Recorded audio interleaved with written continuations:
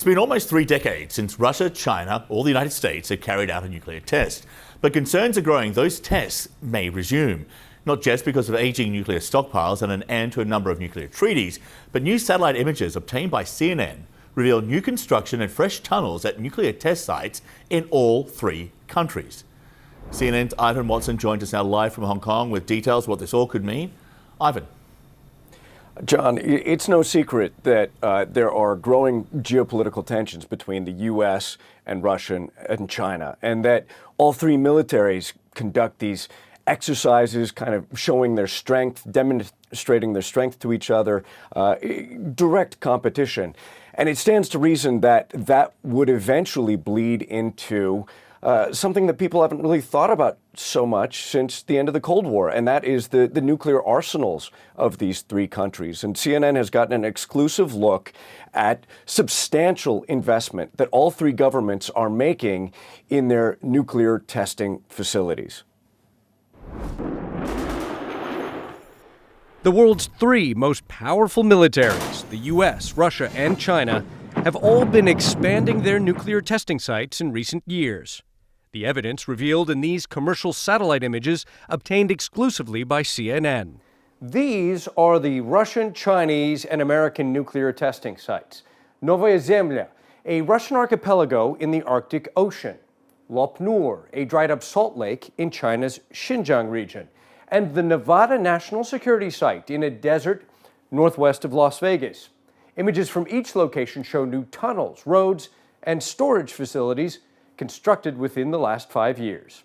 Nuclear nonproliferation expert Jeffrey Lewis first collected and analyzed these images. One big factor for both the United States, but also Russia and China, is a desire to make sure the nuclear weapons that they designed and tested in the 1980s and 1990s still work. All 3 countries, Russia, China, and the United States, have invested a great deal of time, effort, and money in not only modernizing their nuclear arsenals, but also in preparing the types of activities that would be required for a test. While there's no evidence of an imminent test, Russia's Novaya Zemlya site did see a burst of new construction over the last 2 years.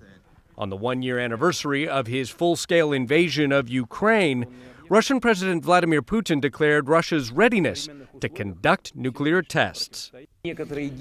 Some figures in Washington, we know this for a fact, are already thinking about the possibility of a natural test on their nuclear weapons.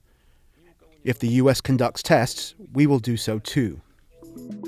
Welcome to U1A, located... This time-lapse reveals 5 years of above-ground expansion of the U1A complex, an underground facility at the testing site in Nevada. A spokesperson from the U.S. National Nuclear Security Administration confirmed to CNN that it is, quote, recapitalizing infrastructure and scientific capabilities at the U1A complex, adding, the United States has not conducted a nuclear explosive test since 1992 and has no plans to do so. Since the end of above-ground testing, governments have used deep tunnels for their nuclear tests. Satellite images reveal a new 5th tunnel carved out at China's Lopnur testing site, along with a growing pile of excavated debris. Washington accuses China of dramatically expanding its nuclear arsenal. We project out to 2035 when we expect that they'll want to have about 1,500 nuclear weapons. In a statement to CNN, China's foreign ministry also denied plans to test, saying, quote, this kind of report only speaks on hearsay evidence and hypes up China's nuclear threat for no reason. Fire. The specter of a new nuclear test would shatter restraint exhibited by the U.S., China, and Russia ever since the 1990s. If you are a farmer in Ohio or a shopkeeper in Shanghai, the threat of nuclear testing isn't the tests themselves. It's the fact that you are essentially agreeing to pay vast sums of money in an arms race that no one can win, but we can all lose.